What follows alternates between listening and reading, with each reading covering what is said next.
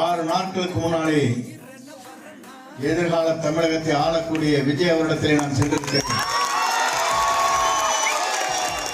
ஏன் அதை சொல்லுகிறேன் சொன்னால்,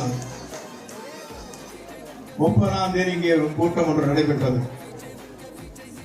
செங்கோட்டையனுக்கு பின்னாலே ஒருவர் கூட இல்லை என்றார். இங்கே பாருங்கள் எவ்வளவு பேர்.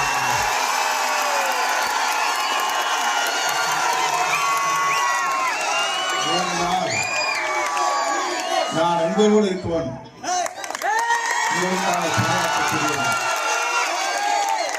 உங்களுக்காக ஒரு சட்ட திருத்தத்தை கொண்டு வந்தேன். 8ஆம் வகுப்பு முடித்திருந்தால் மட்டும்தான் லைசன்ஸ்.